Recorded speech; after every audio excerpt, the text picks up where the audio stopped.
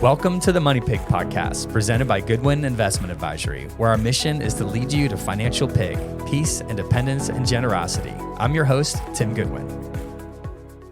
And welcome back to the Money Pig Podcast. Today we have the one, the only Pop-Up, otherwise known as Ray Brown. Thanks for coming today, Ray. Thanks for having me. It's great to be here. Great to be back. It's been a minute. Yeah, awesome. So, hey, before we get started, tell the audience something they don't know about you. Oh my goodness. What does the audience not know about me? I feel like it's probably been said a while back, but when I was a little kid, well, not a little kid, in my early teens, I was a magician. And I feel like probably some people knew that back in the beginning, but it's probably sloped off the radars now. I mean, but like we have to define like you were a magician. This wasn't like you were a kid studying, doing tricks for your family. You were like kind of a big deal. Yeah. Had many leather-bound books and smelled of mahogany. Very smart. Kind of a big deal. Yeah. So that's the fun fact. 2 truths and a lie. Like, I mean, you had to like do homeschool because of it. For a brief time, yeah. A little bit, kept me busy, but it was a lot of fun. Like, how many shows were you doing? It was, more than one a month. More than 2 a month, I would say. So, yeah, it kept me very busy. And how old were you at the prime? Probably at the prime, like 15-ish. Wow. Yeah, I did it into college, but through late middle school, all of high school. Did you have like a stage name? I was just my regular name, but my dog was in the show. Magical Ray. And his name was Watson the Magical Dachshund. He was a wiener dog. We called him Mr. Weenie, but he was Watson the Magical Dachshund. He did a great job. So R.I.P. Mr. Weenie. Oh, so sad. That's so funny that you were talking about wiener dogs at lunch. And now we're talking about it today. Somehow this just always comes up. Oh my gosh. Yeah. That's so great. Well, the audience might be interested to know that we get to benefit from these magic tricks every once in a while. They're still rare, but we might get 1 or 2 a year throughout the events we do. And we're very grateful for the entertainment value that you bring to the team. Keep keeping me around. Yeah. So, Ray, I got a question for you. What is a millionaire's favorite exercise? I can't keep a straight face. Man. Running the numbers. It's too much. So corny. We got to shut him down. Oh my gosh. Running the numbers. Oh God, that's bad. Sorry, guys. Oh, no. All right. Well, we are here today to talk about this book right here, The Psychology of Money. And so one of our values as a team is to be dedicated to growth, dedicated to learning, always growing as a team. One way that we kind of put our money where our mouth is that we will read books as a team.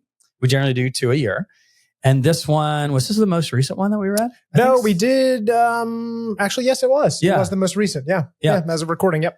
Yeah. Awesome. So super duper highly, highly recommend this book. I really enjoyed it because I think the psychology around investing, planning, money, finance is way undervalued and way underrated, which I think we're going to unpack a little bit today and just kind of talk to you a little bit about what you thought about the book, how you think it impacts you, how it impacts other people.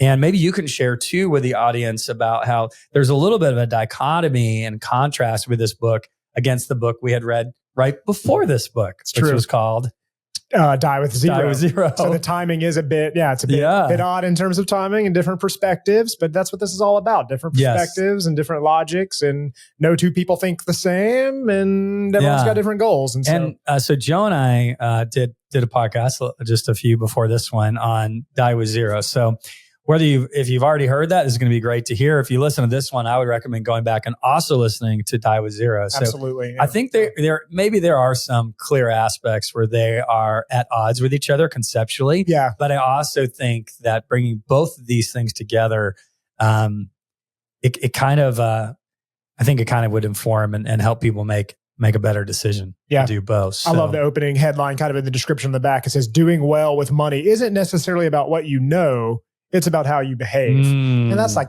I feel like finance school 101 is getting like right into it. Behavioral finance, like that topic that's the, textbook term for the whole psychology of money, which is, book title aside, is one of my favorite parts of, I think, what we do day in and day out is just controlling the person in the mirror, understanding the what and the why. You always say right brain, left brain, and emotional versus like what mathematically makes the most sense. And I love tapping into some of that. So yeah, that's awesome. That's awesome.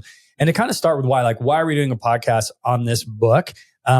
There is no affiliate Amazon code, that link that we're going to send you so you could buy the book and we get any kind of commission. We do not get any commission off this book, but we do highly recommend it. Buy wherever you buy books or listen to it is fine.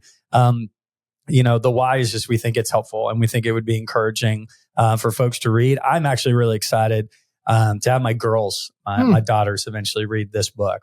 I think it's going to be really, really helpful. So there is no downloadable for this episode. There's usually something in the show notes where you can click and download the guide or the blog or whatever we were talking about. But in this case, this is really just talking about a book that you can go get wherever you buy books. But we thought we'd unpack it because I think it's a super duper cool book. I really think it's one of the best books on money out there. If you haven't really read books on money or investing before, I think this is a great first one to start with. So Ray, let's go ahead and dive right into one of the topics, which is this emotion, right? The psychology, this emotion around money. So how do you think emotions impact financial decisions?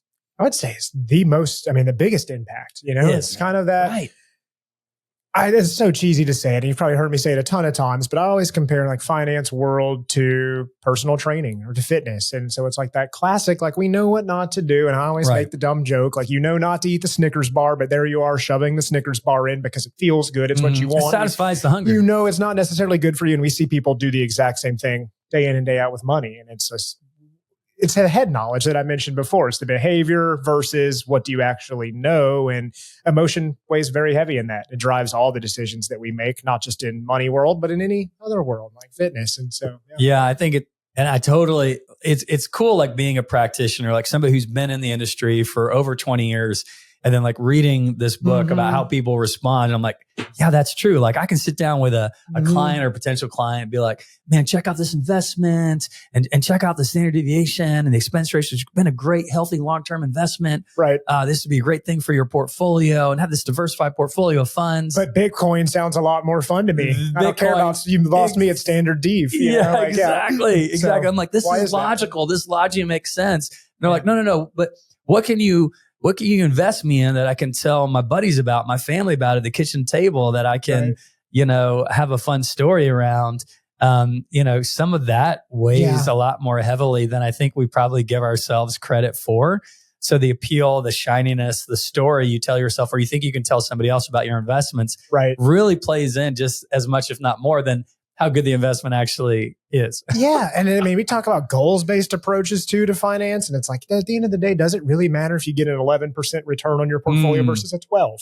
No, both are going to probably get you to that finish line, to the target. And so, the behavior is more like this would be a great example to why the emotion plays so much. We know the long-term average of the stock market is going to exceed the long-term average of the bond market. Right. Okay. That's what it's done.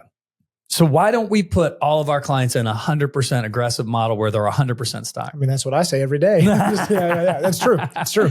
It's because that loss aversion idea around volatility and stocks versus bonds. And one is a little more boring, but boring is good based on that kind of goals-based profile of what are we doing here? What's your time horizon? So if your time horizon is short or you're older on retirement money, like you don't want that volatility because typically people will sell at the bottom. They see that loss. Right now cryptocurrencies are at highs. People are talking about cryptocurrency a lot when I'm around my friends or family and generally like everybody's asking each other if they have Bitcoins or not, which is so funny because you and I both agree that cryptocurrency is not an investment, right? Because it doesn't pay income.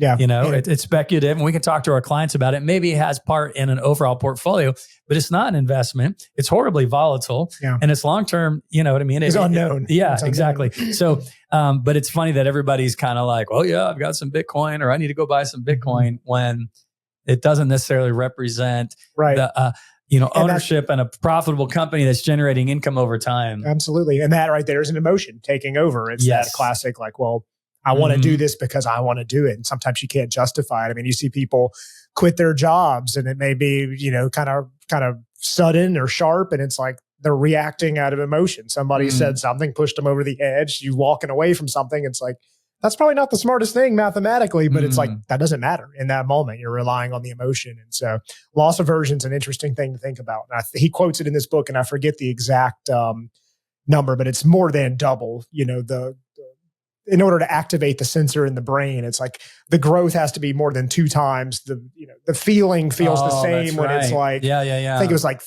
if you close lose to 3 times. Like the losing just 2 makes you feel a certain way, say 2%, but you've got to gain like 3 times that amount. So you'd have to gain 6% in order to offset and to have that. It was that thing about like the pain of losing $1 takes to be offset the joy in gaining like 3 or something like that. You got to gain a heck of a lot more to feel, to have the same activation in the head. One's obviously good. But the reality is that volatility, and this is something he calls it, that's the price you pay for the long-term returns, that volatility. And it's why we see, we talk to mutual fund managers, portfolio managers all the time, other investment professionals, and they're always saying, what is this index or what is this fund's return versus what is the average investor's return that was in that same thing? And it's always less. 100% of the time it's less.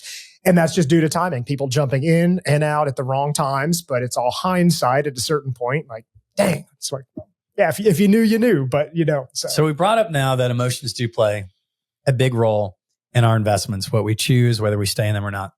So how can we recognize this and then make a change to make better financial decisions? It's a pitch for our services here. First thing that comes to my mind is like, that's where I think, working with a financial advisor can be so helpful because it removes emotion. Mm-hmm. And that is, if you were to run a list of like the 100 reasons of why I would need a financial advisor, I think having that third party that isn't connected to the emotion in your life that can weigh in and give you that kind of sounding board or that just helping remove some of that off your shoulders, boom, bingo. And so aside from that, just being aware of the tactics and the things. I know people are, I hear guys all the time talking about like Costco and it's like, oh yeah, they get us with the $1 hot dogs. It's like, you pay attention to some things. You read something like this, it makes you look at advertisements and memberships, subscriptions, all these things a little bit differently. You start to be a little more keen to notice what's happening in the world around you, I think, as time goes on.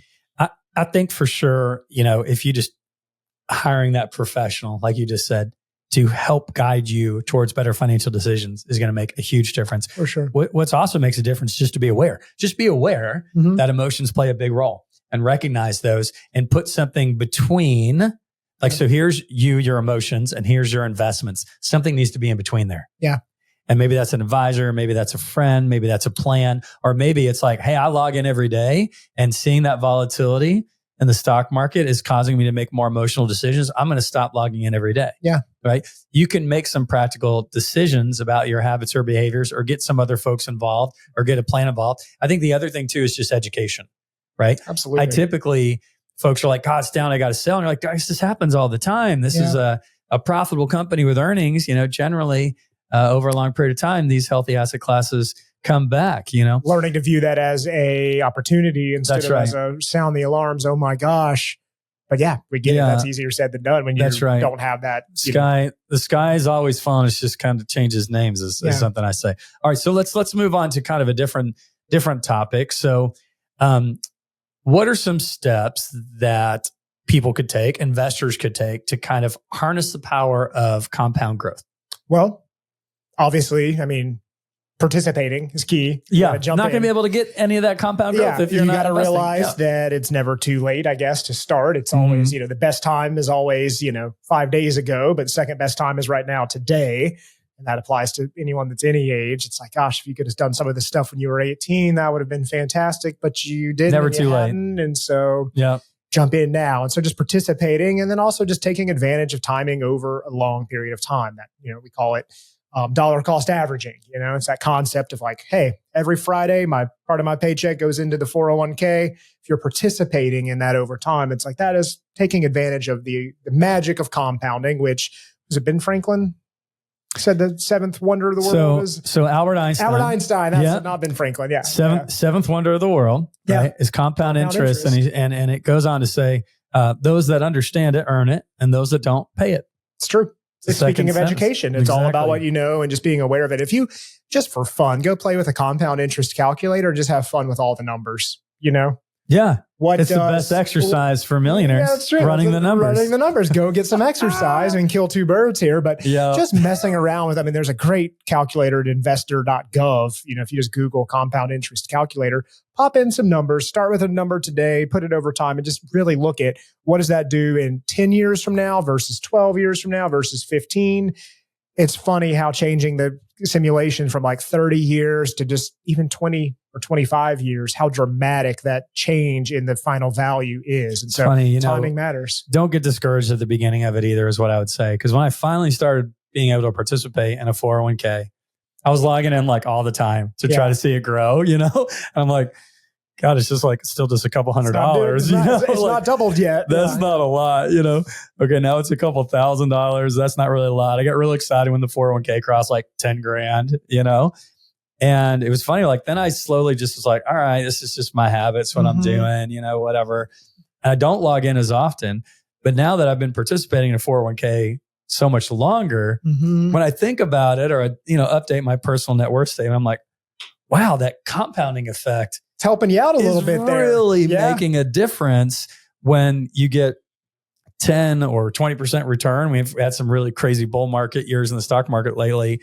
You know, on say 100,000 is way more substantial than on 10,000, but it just takes time. So I'm saying, have some patience. You know, don't get discouraged early on about the compoundingness. I think you have to see that calculator, like you're talking about. You have to see that couple $100 a month can really end up being hundreds of thousands, if not millions of dollars, if invested well over enough time. And I think just that right there, spreading that message to the younger folks behind you. It's like that classic, like, I wish I had done this when I was 18. It's like, well, go tell the 18-year-olds that are in your life this, pull them aside, you show it to them. And it's like their jaws will drop because they don't yet know about it. They don't understand. The whole concept is baffling. And so when you look at it, I mean, what a blessing you can be. I've shown so many young folks that, and that's great. Truly knocks them out a little bit. I think my heart breaks the most when people aren't taking advantage of their employer match, because that compound return is 100% return every year. If your employer is matching you dollar for dollar, say up to 3%, 6%, you have got to be putting at least that in, because they're doubling your money. And then both of that money is getting hopefully invested well and growing on top of it. Yeah. It's all about the investments that are inside the account. But yeah, we generally, that's kind of that rule of thumb is,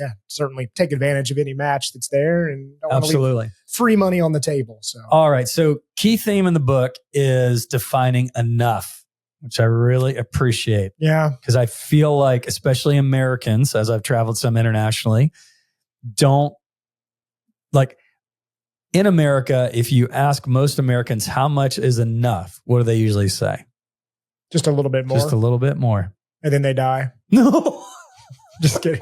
Sorry if that laugh was loud in the speaker. Oh God. It's true though. You're up until you die. That's probably the logic. It's, I want to keep this going. If it's 2 mil now, well, I really need 3 mil, or I need, well, gosh, I've got 4 now. I need 5. And it's just like, well, why not make it 10? Well, I mean, at what point is enough? I got to tell you this story. So I was, I got the opportunity to go to Nairobi, Kenya last year.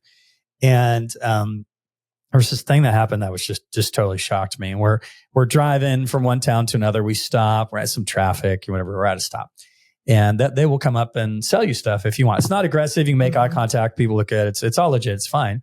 But if you want a snack, kind of open the window. Give them some money. So, I was talking to my friend who was with me, who's from Nairobi, about potentially doing that to a gentleman that was coming up, selling some snacks. And I asked how much it was. Now we're in Kenyan shillings, but I'll just give you the dollars. She was like, it's really just like $1 or $2 US. And I actually didn't have small enough denominations in shillings. And so I said, well, I'm just going to give him, 500 shillings, which this is like, it's about 15 US dollars, And she said, well, if you do, he's just going to go home. And I was like, why would he go? It was like 11 a.m. in the morning. I was like, why would he go home? And she said, because that's enough. 500 shillings is enough to get by, per day. And so he's just going to go home.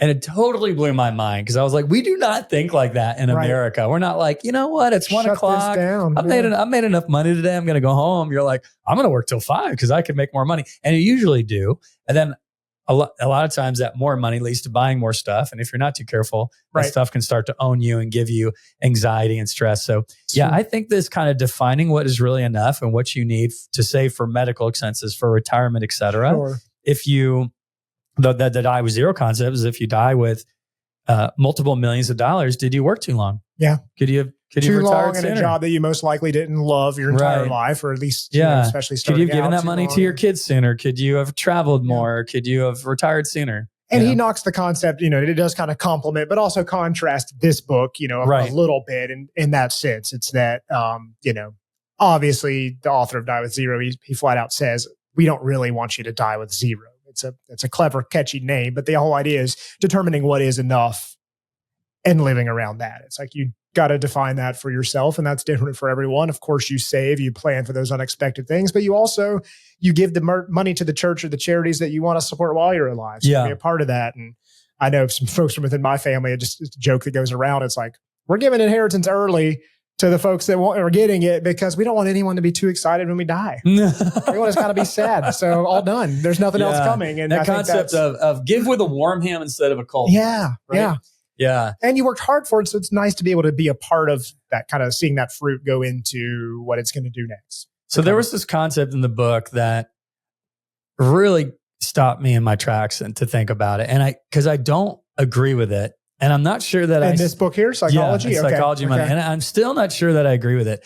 And it was this concept around saving even when you didn't have a purpose.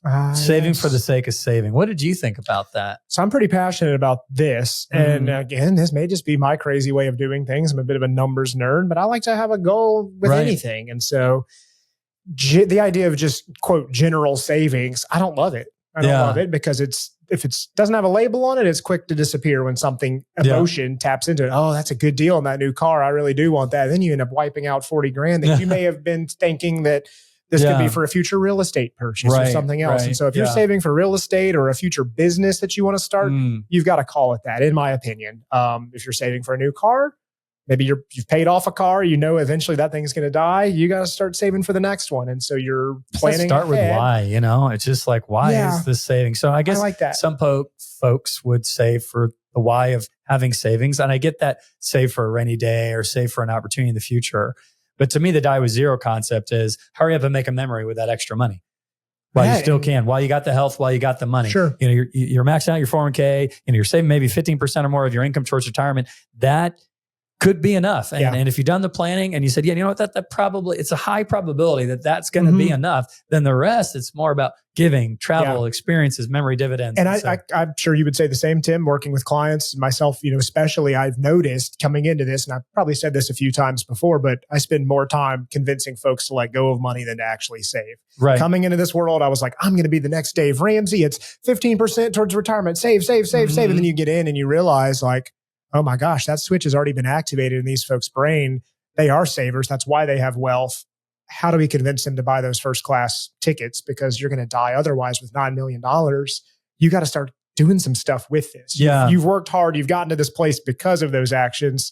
And it's, again, and back to the emotion, it's easier said than done when it's like, how do I suddenly turn off everything I've ever been taught, everything I know, and overcoming that is it's a good advisor to say, look, I know you've been saving and penny pinching, but now that you have, and you've done that over a long period of time, now it's time to start using it. I think the first class is a good example, right? Yeah. Because flying first class. Because when I first could afford to buy a plane ticket, I was just grateful to be on a plane. Sure. I don't care. I could be in the last just happy to be invited. Just happy to be involved. I can even afford a freaking plane flight. That's so cool. But like, when you could have afforded Comfort Plus or business or first class, but you choose to sit in the back, for me, the feeling changed. Talking about the psychology of money, I started getting a little frustrating. Now, traveling by myself, maybe not a big deal, but when I've got my wife or my kids, I'm like, man, there wasn't room for our bags, and I could have got us to board earlier. There would have been room for our bags. Or you're the crazy person like me that's like, well, my gosh, if we're paying $35 per bag to check it, how much extra really was that bump to first where the bags would have been free? And it's like, you start offsetting the upgrade cost. And when I'm sitting down with clients and it's funny when I mention like, have you guys considered first class? Because usually the wife kind of elbows the husband, on the shoulder. Like, I told you, honey, I've always wanted to fly first class. Tim says we can do it. We can do it now. So Tim is fired. I don't really know who I was imitating there with that voice. Sorry. So I'm like, look, when you're flying coach and you can afford to buy the plane, please at least treat your partner to first class every once in a while, at least on an anniversary or trip or something. It's all in proportion too. It's as that net wealth crosses the certain point. That's another area we can jump in. It's like people making fun of the celebrities that are buying the crazy expensive cars. It's like, well, that's no different than you or I going to McDonald's. It's all percentage. It's comparison and in percentage to relative worth. And, absolutely. That's great. So I think just leading with the goals-based approach too, like we were saying earlier, earmark the money for what it's for. And I've got tons of accounts, my wife and I. It's like we label things what they are. I encourage clients to do the same. And I've seen like a sense of just confidence and organization kind of wash over them when they do that. Before it was just one big account, or we've retired. Here's one big 401k. We've rolled it into an IRA. It's worth X amount. what the heck is that for? We got to do all these things. We got to prepare the boat. It's like separating some things out and saying, hey, this is our annual vacation fund account. We're going to throw 12 grand in there at the top of the year and spend it as quick as we can. Consider it gone. What's next? And we're fulfilling these different things. We've got to do kitchen remodel. Well, then we're going to open another account and call it kitchen remodel and start to see that. And we want to label it. When you log into your accounts, let's have it be, tell me what it is. And so I'm just a big fan of that. I think it helps have better productive goals. It's like my cheesy fitness analogy. If you're trying to lose weight, well, how many pounds? Just lose more weight this year. That's not a good goal. You need to know the date and you need to know the pounds. Goals. Let's go. Trying to lose 10 pounds. I got 15 still to go. Like, what are we working towards here? And so, yeah. That's good. You and I are very similar in that. It's ridiculous how many Fidelity accounts I have because I have them all like named specifically. They hate me when I call and need to do something. It's like, well, give us a second here. Brown? I see you have 4 that enter that accounts. All right. So let's move forward here on risks and rewards. So how can a financial advisor help evaluate, let's say, the risks that an investor is taking with their investments? I would say the biggest part is measuring it, figuring out and determining what the risk is. So of course, there's things we can look at. It's all about allocations, how much are you in stocks versus bonds? What is that relative risk towards whatever the goal is? And I'm careful to never attribute it to an age. You hear this thing like, oh, you should be, 60% stock, 40% bonds. And then every year you go, you inverse that. So it's like, as you move into your 70s, you should be 70%, 50% bonds, 50 the other, and continue each decade. It's like, well, that's just based on an age and what is the goal? And so a lot of our folks too, it's like they've got certain value in an account that's probably going to be left to the next generation. That's their legacy. And it's like, well, then let's invest it based on the legacy, the heirs timeline and goals. Yeah. And so it's like, just because you're 85 years old, you could still have an account that's aggressive. It's not money you're planning on touching, but understanding your goals, your needs, figuring that out. This book does a really good job of talking about like unnecessary risk. Yes. And that's what we want to avoid. You're not going to put your $1 million on red 7 and try to double it. Right. It could happen. There's a chance you could do it, but the risk does not outweigh the opportunity that's there. So. Absolutely. Yeah, I love that. And sometimes clients are going to come in or potential clients are going to come in. They're going to have a highly concentrated position in one individual security. Sure. Tons of Apple or Tesla or Netflix or UPS or whatever it is.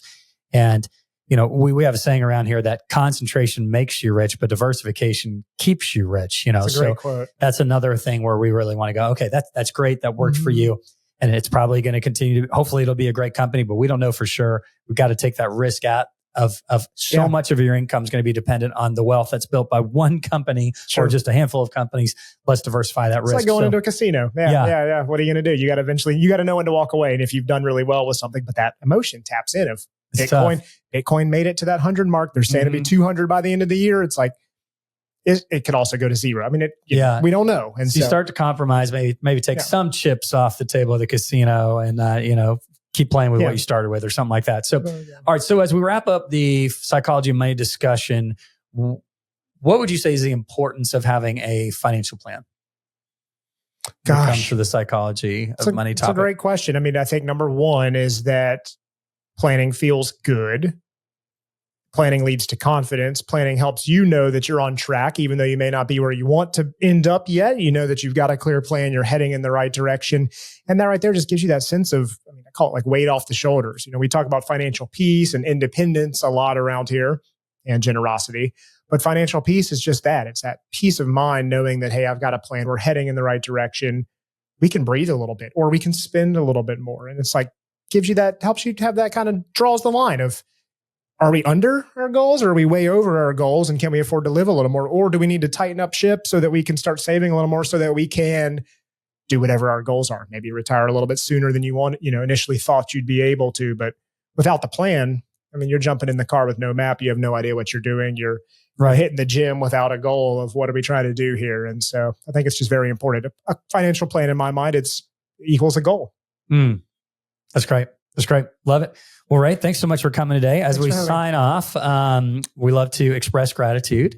And maybe as you're thinking of something that you're grateful for, I'll share something that I'm grateful for. So I love snow skiing and I've been taking my kids and we paid that early price of, driving to make it more affordable because we couldn't afford flights and trying to find a affordable ski school. and, getting the equipment and knowing that it was going to be a long time before I could actually ski with my kids. But my kids are getting a little older, and I'm just kind of looking forward to actually be able to ski together a little bit more finally as a family, because we kind of put that hard work in of getting them in ski school enough where they could kind of that's an investment ski with in and of itself right there. You do that a few times. It's expensive, and they're little, so they get frustrated, and then the equipment is expensive. But it was kind of that. It's like an ROI, I guess you could say. I'm finally starting to get this return on investment where the kids can actually ski a little bit more with Maury and I. Maury and I ski, and they all three snowboard. I was going to say, and that's an investment to the compounds, that experience dividends, which is that big topic in Die with Zero. It's like, investing in ski school earlier on, they're going to be able to enjoy a life of this now instead of like doing it in your 30s. My wife is doing ski school for the first time when we go on our trip here in a couple months, and it's gonna be traumatizing for her, I'm afraid, because it's like she's in her early 30s, and you don't get to now enjoy this as long as you would have had you done this when you were 10 years old. But I would say, not to cut you off there, but I would say for me, it's just general health and wellness, happiness with family, our home, and I would say I'm always just so grateful of the opportunity to be here at GIA and to get to work with the clients that we do. We have the crazy people that love the numbers. We're nerds. We love drilling into this kind of stuff. And that's what makes us unique. And most people hate that. And I think just being able to do that, and having the privilege to serve and to work for those folks keeps us going. So that's awesome. Cool. Well, thanks for sharing that. Listeners, you're still with us. And if that is something that you feel like you need help with, every plan is unique. And there are certain types of clients that work really well with us, and certainly the timing on hiring a financial advisor. But if that's something you're starting to think of, like you said earlier, Ray, about like having that other point of view, that other opinion on the decisions, helping to control the emotions. If you feel like you've been making emotional decisions and maybe it's not been as good for you long term, and you want somebody else that you can build some trust with to come in and kind of be your guide to help you make better decisions and put that plan together for your goals, we would love to talk to you. You can go to goodwininvestment.com and learn a lot there. And if you're ready to kind of start a conversation a little more about what our services are like and what they cost and that kind of thing, then just schedule an intro call and you'll get to find out. So thanks again for coming. Thanks everybody else for listening. Have a great day. Bye-bye. All right. Thank you for tuning in to the Money Pig Podcast. We hope you enjoyed today's episode. To stay updated on new episodes, be sure to subscribe wherever you listen to podcasts. If you found value in today's discussion, we'd greatly appreciate it if you could leave a rating and review. If you have any questions about the topics we covered, feel free to visit us at goodwininvestment.com and reach out. This episode is produced by evance.net. This podcast is provided for informational purposes only and should not be considered as investment advice, a solicitation to buy or sell any financial products, securities, digital assets, or other investment vehicles, nor as a basis for making any financial decisions. Goodwin Investment Advisory is a registered investment advisor with the SEC, CRD number 131193. Please note that the host and or guests may personally own securities, digital assets, or other investments mentioned in this podcast. Investments carry risk and are not guaranteed unless stated otherwise. We strongly recommend consulting with a qualified financial advisor, tax professional, insurance professional, and/or legal professional before implementing any strategies discussed in this episode. Lastly, past performance is not indicative of future results.